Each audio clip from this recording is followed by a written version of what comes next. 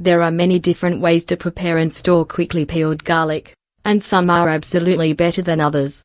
You can read about all of the health benefits of garlic, but the most important high-level concept is that the healthy part of garlic, allicin, is created enzymatically when the garlic cell walls are broken.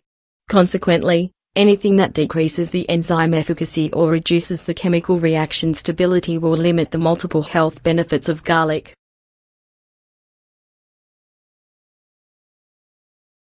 Cutting garlic. The most common ways to cut garlic are to chop, dice or mince.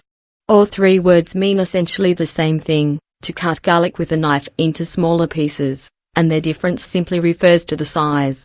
Chop is usually relatively large, chunky pieces of the garlic clove. Dice oftentimes refers to uniform squares roughly inch in size, and mince is also uniform squares that are 1/16 inch or smaller in size. From a health perspective, cutting garlic activates the reaction to convert the phytonutrient liin into allicin. It's important to note that this reaction can take 5–10 minutes to stabilize, so make sure to give your garlic several minutes to settle before you throw it in your stir fry or soup.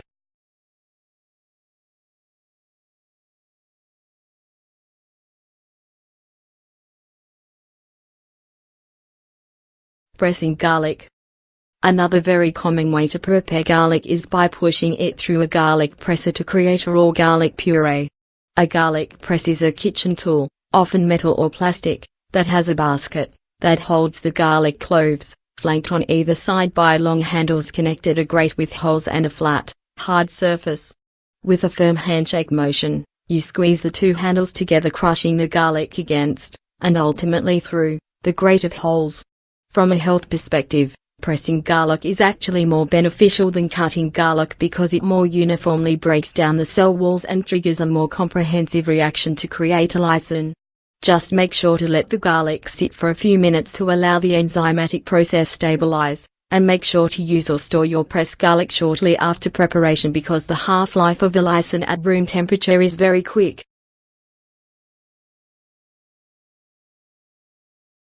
Storing garlic.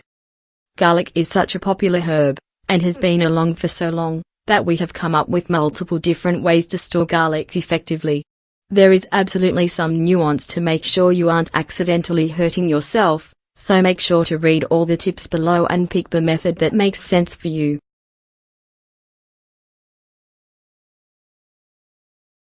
Do not store garlic in the fridge. The constant moisture changes from the opening and closing of the door cause the garlic bulb to go moldy more quickly than if the bulb were stored at room temperature. If you have already cut or pressed your garlic, you can store it in an airtight container in the fridge for about a day, but try not to use it as soon as possible. Store garlic bulbs somewhere with plenty of airflow.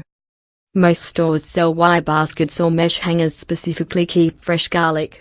Do not store fresh bulbs in a sandwich bag or sealed container because the capture moisture will accelerate sprouting and mold.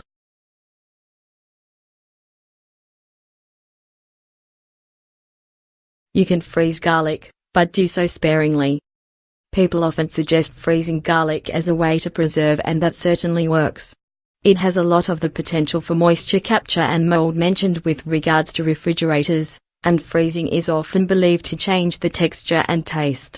You can peel them, crush them, or dice them and place in an airtight container or bag before putting in the freezer. It's also likely that the allicin breaks down in the freezer, just more slowly, so try to use the garlic as soon as possible.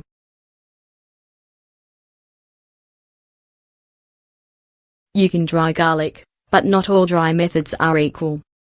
Drying garlic is a very effective way of storing garlic that, when done right, can increase the shelf life of garlic substantially without an adverse impact on allicin.